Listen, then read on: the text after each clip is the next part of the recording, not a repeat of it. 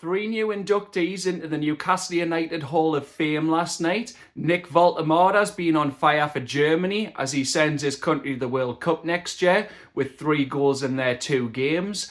And I also go into a bit more depth about the 3 questions I was asked last week in my appearance on the Chronicles Everything is Black and White podcast.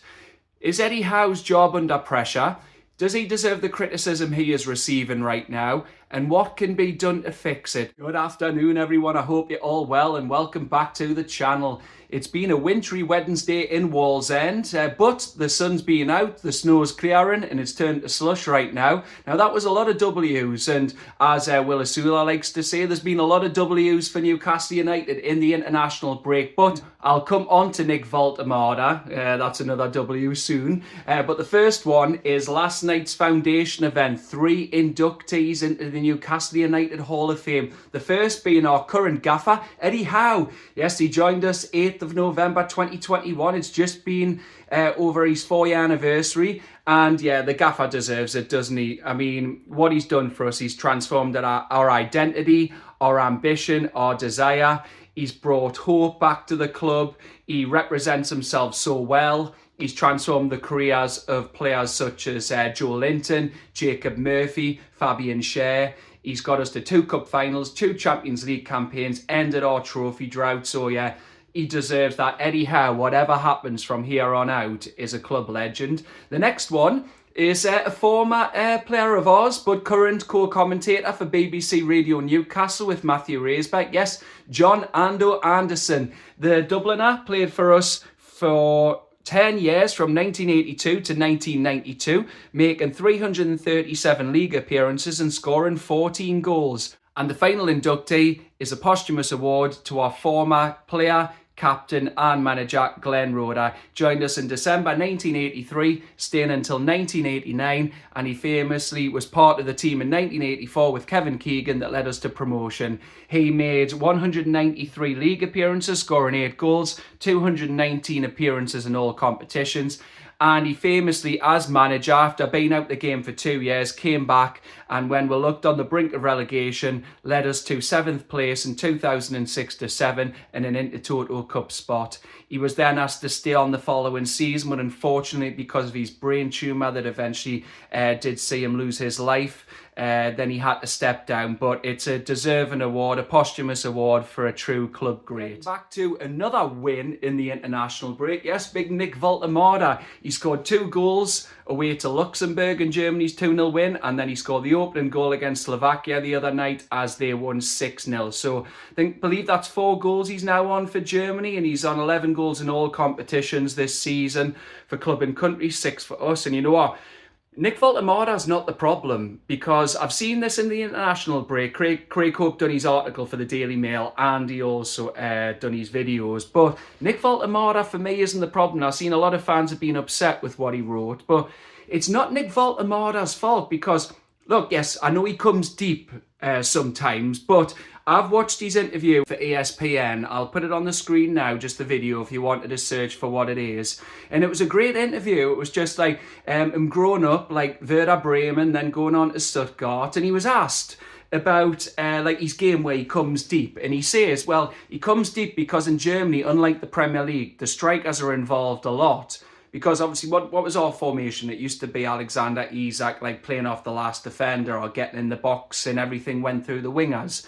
But Woltemade says that's his game, but he's trying to adapt to become a new number 9 because he has been more of a 10. And it's a great interview. I really implore you to watch it. It's great seeing him talk about himself growing up. He talks warmly. It's a very good interview where he credits his parents for his upbringing. He's always said he's been the tallest kid in his class. And he talks about handball as well, which is, he says, I'm surprised at this, the 2nd biggest sport in Germany after football. And he says handball became a big influence when he's playing football because a lot of it's like using your upper body to hold players off when you've got the ball in your hand. So he says he's incorporated that into his style when he's a footballer. So he says he might look tall and gangly, but he says he does have a lot more upper body strength than people give him credit for, and he uses what he learned in handball to hold players off.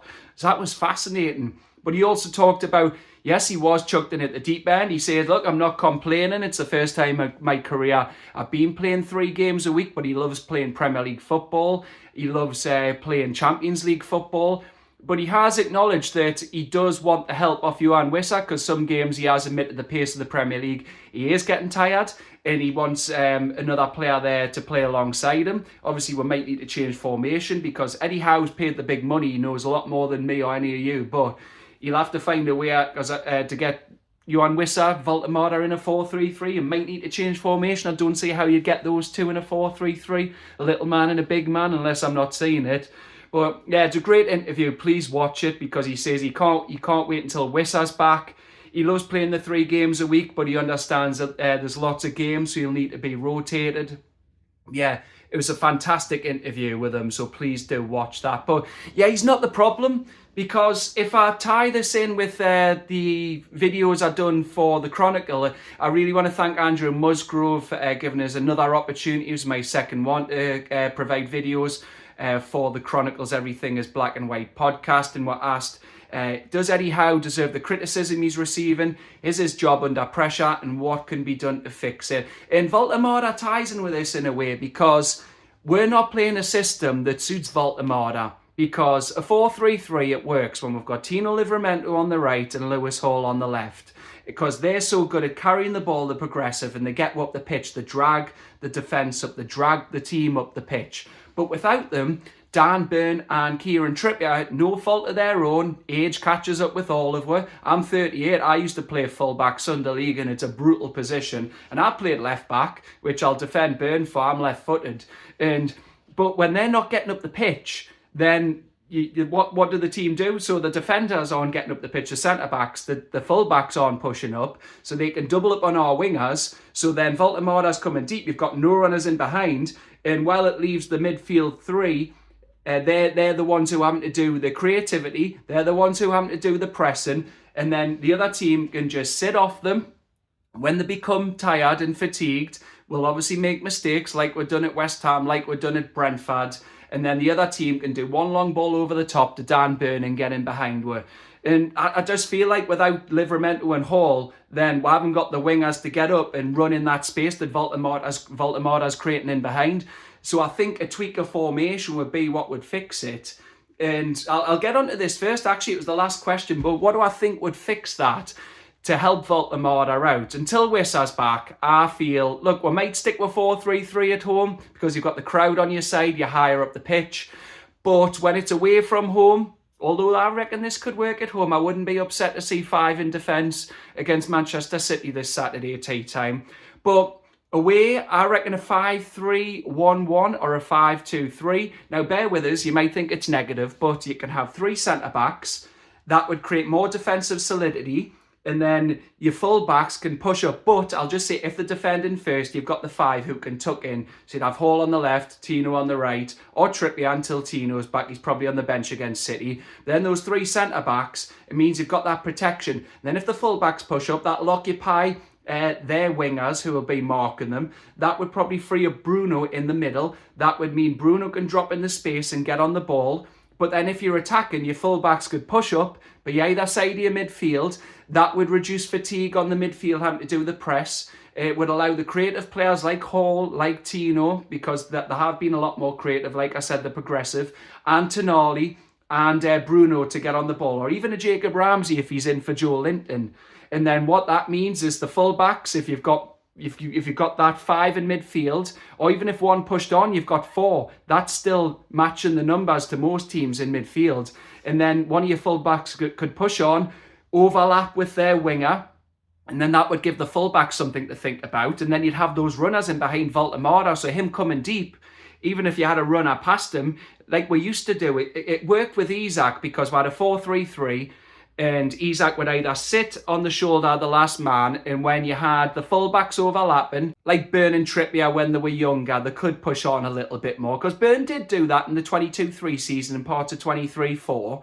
And when that full-backs overlapping, you'd obviously have the winger could be there for the 1-2. So the winger would play it to Bruno, then Bruno into the full-back running in behind. Then you'd have Isak running into the space, or the wingers could interchange. But we're still playing 4-3-3 at the minute, as if Isak's still there. I can understand that Eddie Howe wanted to implement Woltemade into the team slowly, but he wasn't afforded that luxury, and we're not being afforded any training time on the pitch to work on different tactics. So I will caveat this and say Eddie Howe, if he had the time, he might have implemented this, but he hasn't had the time, and he's still playing the same formation. If Wissa was fit straight away, Wissa would have been like the Isak role, playing the same formation, pressing. He would have been sitting on the last man, or would have been what we used to do with Isak, we'd overloaded on the wings with fullbacks and wingers. But we're trying to do the same thing now with a different type of player, different type of profile. That's why it's not on Nick Woltemade's head. It's not his problem. Yes, he can come deep a lot. He should be in the box a little bit more. That could be on the manager, though. You saw him in the box in the international break. And I tried to have a break over the international break from the football, but I did watch his 2 games, and he was getting in the box a lot more, and look what happened. Yes, he might only been in the box once, but he scored that goal against Slovakia, but he always had runners in behind. That's what we're missing. But then if it's a 5-2-3, it's the same. You'd have the defensive protection if you had the 2 full-backs, but then if they push forward, you still have the 3 centre-backs. Tonali and Bruno could be in a pivot. Tonali would be sitting, Bruno could push on as the creative spark. Tonali could sit there and help anchor the midfield, shield the defence. Fullbacks could push on along with the wingers, free up the creative players, reduce fatigue in the midfield, and then also you can rotate across the front 3. You could have, if it's Wissa or Woltemade, you could have the wingers just playing off the front man. So if it's Wissa, you could be Gordon or Barnes. On the right, it could be Murphy or Elanga. But I just feel like it needs to be a 5-3-1-1. Even if it's Gordon, a 5-3-1-1 for now. Yes, he's not a striker, but Gordon could sit in that 10. I think he could sit behind Woltemade. Woltemade as the 9. But then interchange, Woltemade drops deep. Gordon can use his pace because he performed well against Manchester City in that role when we missed Isak, when we last played them at home, I believe. But yeah, the wingers could interchange off the front man. So you'd have variation, you'd have control midfield, solidity in defence, and the team wouldn't become tired. But yeah, getting back onto, that's my, obviously, solutions. Eddie Howe will not be watching this, but I wanted to elaborate more what I couldn't on the Everything is Black and White videos, because there were vox pops and they had to be about a minute or 2 long. So going on to my other 2 questions, though, is Eddie Howe exempt from blame? Does he deserve the criticism? He does. Now, it's not mutually exclusive that you can say you want the manager to stay and he deserves criticism. He does. Because reasons I've said, he's not utilising Woltemade's strengths. He's persisting with the same formation, being tactically inflexible without having the key players there. Wissa, who can do the same runs as Alexander Isak did when he was here, and then Hall and Tino on either side. And he should be changing formation, but he hasn't been. Like I said, they were my solutions. And then you look at elsewhere, his in-game management has been poor. The obvious one at Brentford, we were all screaming out saying Dan Burn needs to come off now. He was an accident waiting to happen. And I'll even go back, I was thinking at the time, watching it with me mates, that look, Dan Burns just turned around the first half and told the crowd F off when he was taking a long throw. Dan Burns never got rattled. And has he been watching the criticism of him online? I don't know. He might read it. You can't stop players from doing so. But it's like they got under his skin. But this is not a criticism of Dan Burn. He's a club legend. His career from Blythe Spartans, Blythe Town, Darlington, Brighton, Yeovil, all that, Fulham. Coming back to play for your boyhood Premier League club, scoring the opening goal in a League Cup final, winning your boyhood club their first domestic trophy in 70 years, any trophy for 56 years, scoring in the Champions League, his headers against PSG and then Bilbao. I mean, I love Dan Burn, and this is what I mean. It's not Dan Burn's problem he's been at left back, it's Eddie Howe's, and this is where he's open to criticism. Like I said, when I was younger, I was full back at times because I was one of the few left footers who played in my Sunday League squad, and it's a brutal position. So Dan Burn, but if I was playing for Newcastle and I got told to play there, of course I would. You do a job, you want to give your all for your team, and that's what Dan Burn does. And it was unfair to keep him on the pitch because he was getting destroyed by Ouattara. So it is fortunate for his own sake and the team's that he's not going to be left back against Manchester City. Eddie Howe's hand's been forced. But then you think, is he too loyal to some players? Yes. Look, there's nothing wrong with respecting and being and like having trust in players who've got you to where you are, the likes of Joe Linton, the likes of Nick Pope, Dan Burn when he played at left back in his first season and a half for us before Lewis Hall came into his own and was integrated into the squad, and he is the England international that he is now. Those players have been fantastic, but there's a time where you've got to start utilising your squad. Look, Eddie Howe's been great. He wasn't back for 3 windows because of PSR, no signings. But look what he's done. He's got all the players in this summer, but he's not utilising Ramsey enough for my liking. Yes, Gordon's been inconsistent, and then he's kept playing him. Alanga, again, he does back Alanga. I still want Alanga to do well. I'm sure we'll all do. It's been frustrating his start, but look, Eddie Howe's not immune from criticism. Like I said, he's been tactically inflexible. He hasn't shut up shop when he needs to. And look, Lewis Hall's been on the bench for the last couple of league games. So couldn't have Dan Burn started on the bench? Lewis Hall could have maybe been on. He would have given the attack and presence and threat were needed, but also that quality and pace and defence. And then if we'd got a 1 or 2 goal lead, then you bring Dan Burn on for his physicality, his height. Dan Burn would be a perfect weapon to defend the lead. But when you've got him on at 1-0, you're always susceptible to conceding. But like I said, that's not Dan Burn's fault. Like Nick Pope goes down in one of the best signings ever in what he's achieved here, the trophy, Champions League, Football Cup finals. But the last few games, he has been shaky. Look, he's had a solid season so far, so many clean sheets. But when we've conceded, the Paquetá shot at his near post at West Ham right in front of us. Then he flapped at the cross, didn't he, against Brentford for their equaliser. If he stayed in his goal, yes, he mightn't have saved it, but he would have been in position to at least get a hand to it, I believe. So his decision-making's been a bit poor recently, and he's kicking as well, obviously. I feel in some games we are trying to transition to a team who are maybe more possession-based, because we'll have to change our profile and identity with Nick Woltemade. And yes, I can caveat this, we're not getting the training session with so many games, and you thought the break might have been an opportunity to get some training time and tried some different tactics out. And I hope Eddie Howe's been able to do that, but we've had players away in international duty. Bruno's been away with Brazil, Tonali with Italy, although fortunately he missed the second game on purpose, so he didn't get a suspension for the playoffs. That's mad, Italy are in the playoffs again. And then obviously Dan Burn's been away with England. Hall and Miley have been away with England's unders. And then you've, like I said, Woltemade has been away with Germany. So he still hasn't had the time. But I just feel, yeah, Eddie Howe's been tactically inflexible. He's trusted too many players when he does have squad depth. And I feel he's trying to transition to a new style, but also like a new possession-based style, but playing the same formation, but missing key personnel. Well, he should be adapting to make one more hard to beat. And even if it's just counter teams, well, we're missing with key players, but we're not dominating games enough. And I feel this tactic has been exhausted so many times this season now. Away from home, the players have looked bereft of confidence, so the break came at the right time. But yeah, Eddie Howe was deserving of criticism for those reasons I said, and he just needs to be more flexible with his tactics, trust his squad more, because he has had that back in this summer, and also be better with his in-game management. But getting on to the final one, is he under pressure? No, he's not. Not for me. Not a chance. Because, well, he deserves the criticism. Look what he's done for us. I know he's one for not looking back, but he's got us 2 Champions League qualifications. We're currently 6th in the league phase at the halfway stage. Our League Cup record was awful. He's got us 4 consecutive quarter-finals.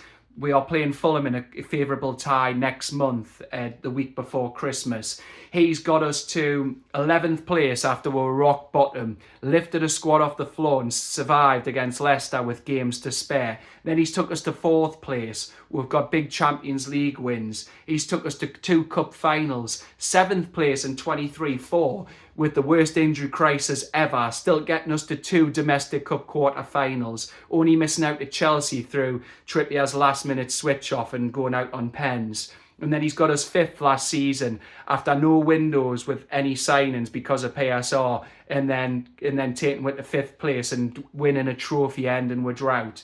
Eddie Howe is the right man. And I said in the video for Everything is Black and White podcast, who else is out there at the moment who could replace him? Yes, I know that I'm not in charge of his future. The board are in charge of his future. They've given their backing during the international break, but you'd have to pay compensation to get rid of him and his backroom team. Who's going to come in? And if they're in a job, you're going to have to pay them compensation as well to get them out of a job. So that's costly. PIF don't want to do that. And sometimes you do have a drop-off. I think because we're being so used to success, getting the latter stages of Cups, being in the Champions League, since he come in, the trajectory, has been like this. And yeah, we're having a drop-off this season. It's a transitional season. It might be one of these in the end. We'll have to accept where we'll finish 7th, 8th or 9th, but we'll defend with trophy and get a backdoor into the Europa League. Sometimes that might happen. But again, I don't want Eddie Howe to go. And I know I'm not in charge of his future. You're not. It's up to the owners. But Eddie Howe's the right man for me. He's got, as we've all said, it's a overused cliche, but he's got enough credit in the bank. Eddie Howe turned it around after Brentford last season, and I think he can turn it around again. So please back the manager. He will find the solutions. I do believe he will. Like I said, you can criticise, but also recognise he's still the right man for the job. Look what happened when Fergie struggled the first 4 years. Look what he went on to achieve. I know it's a different landscape now, but Eddie Howe is the right man. But that's it from me for now. Thank you so much for watching. I will be back on Saturday night with my instant post-match reaction video once I leave St James's Park, giving my thoughts on our game against Manchester City. If I had to tell you now, with my heart, I'll say a score draw. With my head, I'll say a defeat. But anything could happen. So I'll see you Saturday night once I leave the ground. Enjoy the rest of your week, everyone. Thank you so much for watching. Take care. Bye-bye.